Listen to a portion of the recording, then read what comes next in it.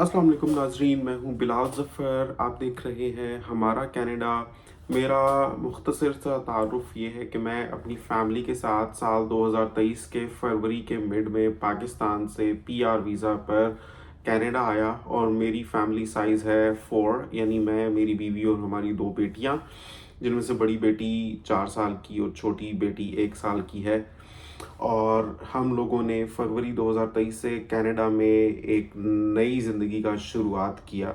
और क्या उतार चढ़ाव देखे वो तो सारे मैं व्लॉग्स में बताता ही रहता हूँ, लेकिन आज मैं आपको चंद चीज़ें बताऊँगा यहाँ पर घर ढूंढने के हवाले से। क्योंकि जब आप कनाडा आएंगे तो one of the major expenses जिनके साथ आपको डील करना होगा वो आपके घर का किराया होगा। सबसे पहले नंबर पे आपने ये करना है कि आपने यहाँ पहुँच के घर लेना है। आपने पाकिस्तान या इंडिया में बैठे हुए kijiji पर देखकर कोई घर बुक नहीं करना, या फेसबुक मार्केट प्लेस पर एडवर्टाइज्ड या मार्केटेड पिक्चर्स देखकर आपने किसी लैंडलॉर्ड को अप्रोच करके पहले से लीज़ कॉन्ट्रैक्ट साइन नहीं करना। आपने यहाँ आना है, चाहे एयरबीएनबी में आकर आपको 3 हफ्ते या 1 महीना भी स्टे करना पड़ जाता है, वो आप कर लें। क्योंकि उस वक्त जो आप खुद से आकर यहाँ पर घर सर्च करेंगे और उसमें लॉन्ग रन आपकी जो कॉस्ट बचेगी उसका कोई नेमुल बदल नहीं है। इसलिए आएँ यहाँ पर, पहले कोई सस्ता सा एयरबीएनबी देख लें जिस भी शहर में आकर स्टे करना चाह रहे हो वहाँ पर। जब आप एक बार एयरबीएनबी में आ जाएंगे उसके बाद आप kijiji पर और फेसबुक मार्केट प्लेस पर भी सर्च करें और उस इलाके में मौजूद रियल्टर्स को भी अप्रोच करें और उनको अपनी रिक्वायरमेंट्स बताएं कि आप वॉकआउट बेसमेंट देख रहे हैं, या आप 1 बेड बेसमेंट देख रहे हैं, या 2 बेड बेसमेंट देख रहे हैं, या आप ग्राउंड फ्लोर देख रहे हैं। क्या आपकी रिक्वायरमेंट है, रियल्टर को बताएं, वो आपको अच्छी से अच्छी ऑप्शंस बता देगा। और आपको रियल्टर चार्ज नहीं करेगा, रियल्टर लैंडलॉर्ड को चार्ज करते हैं। इसलिए आप बेधड़क होकर रियल्टर्स के पास जाएं, क्योंकि जब आप कोई घर मिल जाएगा तो आपको कोई अपना शेयर उसको नहीं देना होगा। इसलिए kijiji, फेसबुक मार्केट प्लेस और रियल्टर्स के पास आपने जाना है। अच्छा, घर ढूंढते हुए आपने किन चीज़ों का ख्याल रखना है? अगर तो आप बच्चों वाली फैमिली है तो ऐसी जगह पर घर देखें जिधर बस नज़दीक आती हो बच्चों को पिक एंड ड्रॉप करने के लिए। क्योंकि ज़्यादातर फैमिलीज़ की तरह आप भी जब कनाडा आएंगे तो शुरू में अपने बच्चों को पब्लिक स्कूल्स में ही भेजेंगे। तो अगर घर से बस स्टॉप दूर होगा तो आपको रोज़ाना के बुनियाद पे काफ़ी मुसाफत तय करनी पड़ जाएगी। इसका आपको पहले से पता होना चाहिए। इसलिए बस स्टॉप, चाहे रेगुलर ट्रांजिट वाला बस स्टॉप ना भी करीब हो, स्कूल का बस स्टॉप ज़रूर करीब होना चाहिए। और सोने पे सुहागा है, अगर रेगुलर बस सर्विस वाला जो बस स्टॉप है यानी ट्रांजिट वाला बस स्टॉप वो भी आपके घर के करीब हो तो फिर तो क्या ही कहने। तो ये 2 चीज़ें जो घर के बाहर आपने देखनी है। घर की जो कॉन्ट्रैक्ट या लीज साइन करते वक्त जिन चीज़ों का आपको ख्याल रखना है वो कुछ चीदा चीदा चीज़ें मैं आपको बता देता हूँ, बहुत ही ज़रूरी चीज़ें हैं। लेकिन उनसे पहले आपसे एक छोटी सी मुअद्दबाना गुजारिश है कि अगर अभी तक आपने चैनल को सब्सक्राइब नहीं किया तो एक तो सब्सक्राइब कर लें और वीडियो को एक थम्स अप दे दें, ताकि मेरी वीडियो दूर तक जाए और बहुत से लोग इससे मुस्तफ़ीद हों। और इसको शेयर भी करें, व्हाट्सएप पर शेयर कर दिया करें, फेसबुक पर शेयर कर दिया करें। लीज साइन करते वक्त जिन चीज़ों का आपने ख्याल रखना है, एक तो आपने कोशिश करनी है कि मंथ टू मंथ किराया आप अप्रूव करवाएं, पूरे साल की लीज आप ना लें। वो और बात है, एक बार जब आप साइन कर लेते हैं लीज, उसके बाद भी अक्सर किराएदार मैनेज कर लेते हैं, मालिक मकान को मना लेते हैं, जब भी उन्होंने छोड़कर जाना होता है उससे 2 महीने पहले या 1 महीने पहले बता देते हैं। लेकिन कॉन्ट्रैक्चुअली एंड लीगली आप अंडर प्रेशर रहते हैं अगर आपने पूरे साल की लीज साइन की हुई होती है, जैसे मैंने की हुई है।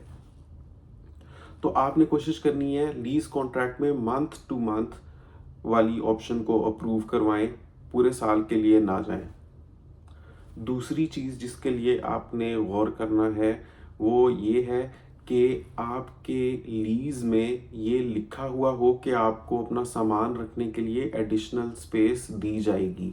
ये बहुत ही अहम नुक्ता है जिसके बारे में कोई बात नहीं करता, कम से कम मेरी नज़र से कोई वीडियो नहीं गुज़री जिसमें इस बात का ज़िक्र किया गया हो, लेकिन ये बहुत ही अहम है क्योंकि क्या होता है यहाँ पर मैंने देखा है अक्सर मालिक मकान और किराएदार में रिलेशंस अच्छे नहीं होते कनाडा में, अक्सर मैंने देखा है। और आए दिन ऐसी खबरें भी आती रहती हैं कि मालिक मकान और किराएदार में झड़प हो गई। वो और बात है, खैर बहुत ज़्यादा ऐसे केसेस नहीं होते, कभी कोई मीडिया में आ जाए तो वो हाईलाइट ज़्यादा हो जाता है। लेकिन जनरली ये जो मालिक मकान और किराएदार का एक रिलेशनशिप है ना, क्योंकि इसमें अपने अपने पर्सनल इंटरेस्ट्स होते हैं, तो कशीदगी होने के इम्कानात बहुत होते हैं।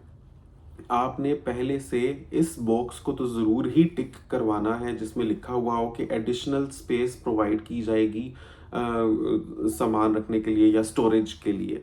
वरना क्या होता है कि ये जो आपके बक्से होते हैं जिसमें आप अपना सामान लाए होते हैं इंडिया से या पाकिस्तान से, मालिक मकानों की ये कोशिश होती है कि वो बक्से तक आप अपनी जो वन बेड बेसमेंट है उसी में रखें, चाहे तो अपने बेडरूम में रखें, चाहे अपने टीवी लाउंज में रखें। और होता ही क्या है, छोटा सा तो वन बेड बेस अपार्टमेंट होता है या बेसमेंट होता है। मालिक मकान की कोशिश होती है कि वो एक्स्ट्रा लगेज भी आप उसी में समाएं, तो वो आपके लिए लिविंग एक्सपीरियंस बिल्कुल शैटर कर देगा। पहले से कॉन्ट्रैक्ट में आप कोशिश करें कि एडिशनल स्टोरेज स्पेस ज़रूर अप्रूव करवाएं। और वो उसमें आम तौर पर ये नहीं लिखा होता कि वो कितनी स्टोरेज स्पेस होगी, तो एक सब्जेक्टिव सा मैटर होता है। फिर आप बाद में अपनी ज़रूरत के हिसाब से आपके पास एक राइट रहता है कि आपको एक एडिशनल स्टोरेज स्पेस मिलेगी। नेक्स्ट जिस चीज़ का मैं आपके साथ जिक्र करना चाहूँगा लीज़ साइन करवाते वक्त, वो ये है कि आप कोशिश करें कि आप इंश्योरेंस, जो आपके पोर्शन की इंश्योरेंस है वो मालिक मकान कवर करे। मतलब मैं ये वीडियो बना रहा हूँ टेनेंट्स के इंटरेस्ट के पर्सपेक्टिव से। अगर मैं मालिक के मकान के पर्सपेक्टिव से बना रहा होता या उनके इंटरेस्ट से पर्सपेक्टिव से बना रहा होता तो मैं कुछ और पॉइंट्स बता रहा होता, इसका उल्ट बोल रहा होता।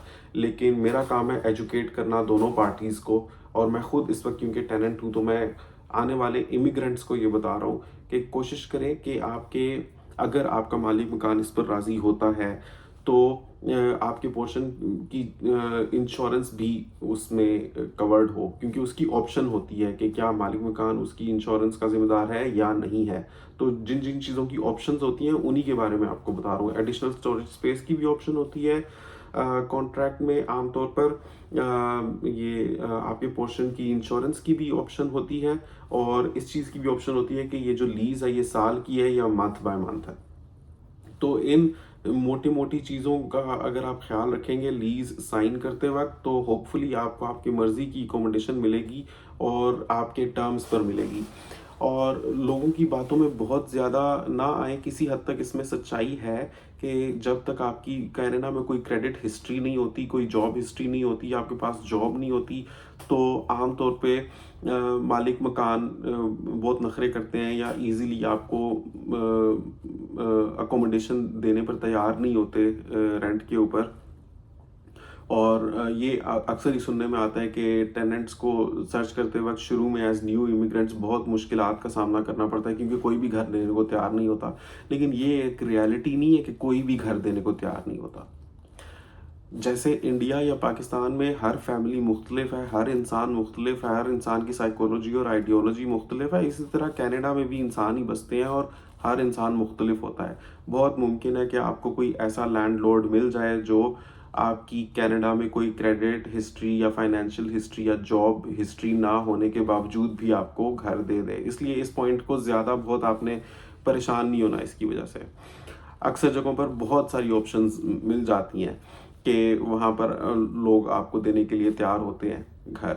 हैविंग सेड दैट, बहुत से लोग मेरे से ये भी पूछते हैं कि बिलाल भाई हम टोरंटो में आके रुकें या हम एडमिंटन जाएं।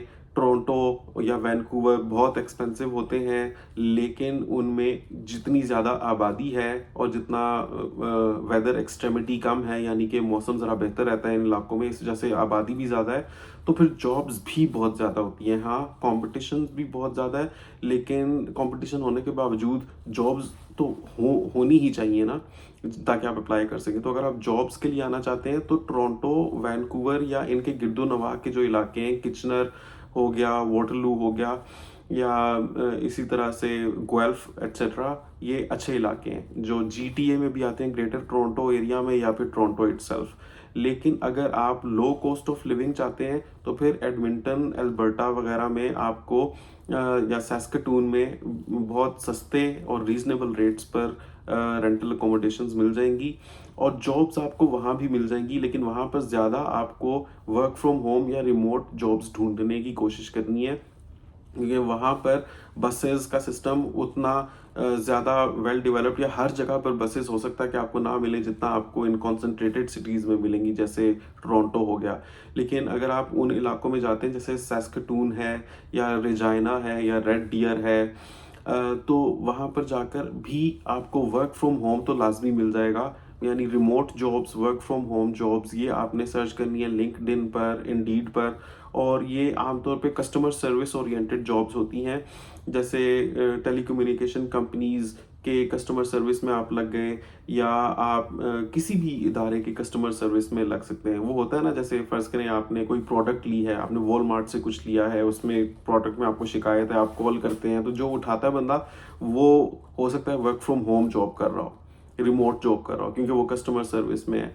लेकिन यहाँ पर जो भी है, अगर आप रिमोट या होम जॉब भी कर रहे होंगे तो भी आप अच्छे भले पैसे बना लेते हैं, क्योंकि मिनिमम वेज से कम तो कोई लीगली कमा ही नहीं सकता। सो आप उन इलाकों में भी जा सकते हैं, and if you decide to do that then search for work from home और रिमोट जॉब्स। बाकी अगर आप टोरंटो, वैंकूवर एटसेट्रा जाते हैं तो फिर आपको आउटसाइड जॉब्स की भी बहुत सी अपॉर्चुनिटीज़ मिल जाएंगी। बाकी ये आपके ऊपर डिसाइड करना कि लॉन्ग टर्म आप कहाँ पर सेटल होना चाहते हैं और क्या अपने लिए देखते हैं। आपको मेरी टिप्स कैसी लगी नीचे कमेंट्स में ज़रूर बताएं, माशाल्लाह लिखिएगा, और ये भी बताइएगा कि वीडियो आप दुनिया के किस कोने से देख रहे हैं, और नेक्स्ट वीडियो आप किस टॉपिक पर चाहते हैं मैं बनाऊं, वो नीचे ज़रूर लिखें, और मुझे अपनी दुआ में याद रखिए। अल्लाह हाफ़िज़।